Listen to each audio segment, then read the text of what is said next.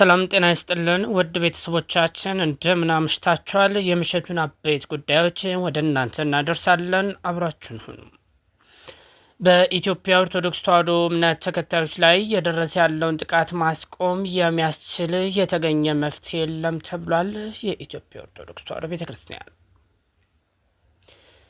በኦሮሚያ ክልል አርሲ ዞን የሚፈጸመው የምዕመናን ግድያና እገታ አሁንም አለመቆሙን የዞኑ ሀገረ ስብከትና የኢትዮጵያ ኦርቶዶክስ ተዋሕዶ ቤተክርስቲያን ገልጸዋል። የቤተ ክርስቲያኗ ሕዝብ ግንኙነት መምሪያ ኃላፊ መጋቢ ሰላም ሰለሞን ቶልቻም በአርሲ ዞን ሆንቆሎ ዋቢ ወረዳ ሰሞኑን 14 ሰዎች ታግተው ከታገቱት ውስጥ ገንዘብ ከፍለው 11ዱ ተለቀዋል፣ 3ቱ አልተለቀቁም ብለዋል።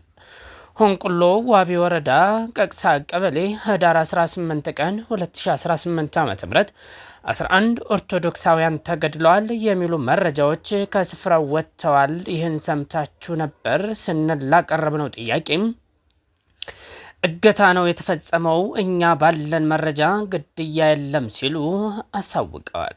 ባለፈው ሳምንት በዚህ ወረዳም አንድ አርሶ አደር በታጣቂ ኃይሎች ተገድሎ በጅብ ተበልቶ ጥፍርና አጥንቱ ልብሱ ብቻ እንደተገኘ የሟች ባለቤትም ከባድ ጉዳት እንደደረሰባት አንድ የአርሲ ዞን የወረዳ ቤተ ክህነት አመራር ገልጸዋል።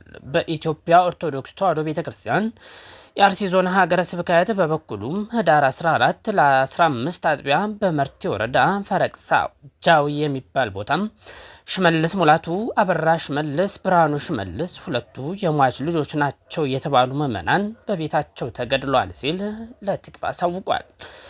ቲክቫ ኢትዮጵያ ጥቃቱ በዞኑ እየተደጋገመ ቀጥሏል፣ ችግሩ እንዲፈታ ቤተክርስቲያኗ ምን እየሰራች ነው ሲል የጠየቃቸው የቤተክርስቲያኗ የሕዝብ ግንኙነት መምሪያ ኃላፊም መጋቢ ሰላም ሰሎሞን ቶልቻ ከዚህ በፊት በነበረው ሁኔታም የምዕመናን ግድያው እገታና ማፈናቀሉ እየተፈጸመ ነው፣ በየቀኑ ምን አዲስ ነገር ተፈጠረ እያል መሆኑን እንጂ ጥቃቱን ማስቆም የሚያስችል የተገኘ መፍትሄ የለም የሚል ምላሽ ሰጥተዋል። ቋሚ ሲኖዶስ በጉዳዩ ተወያይቶ አጣሪ ልዑክ ልኮ አጣሪ ልዑካን መረጃ ለቋሚ ሲኖዶሱ ሰጥቷል ያሉት ኃላፊው ቋሚ ሲኖዶሱ ወስኖ አፈናው ስደቱና መፈናቀሉ እንዲቆም ከሚመለከታቸው ከፌዴራል መንግስትና ከክልሉ ባለስልጣናት ጋር ይወያያል በሚል እየጠበቅ እንገኛለን ብለዋል። ሀገረ ስብከቱም ያሉትን ሪፖርቶች ሰምቶ ይቀበላል ከማሳወቅ ውጭ ይህ ነው የምንለው የተጨበጠ እስካሁን ድረስ የደረሰን ነገር የለም ሲሉም አክለው ተናግረዋል። ከግድያው ካፈናውና ከማፈናቀሉ ባሻገር በዞኑ ከፍተኛ የስነ ልቦና ለመረጋጋት አለ ብለዋል።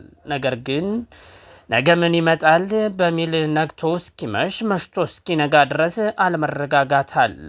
ስርዓት አምልኮን ለመፈጸም ሆነም ተረጋግቶ ህይወትን ማስቀጠል አልተቻለም ብለዋል።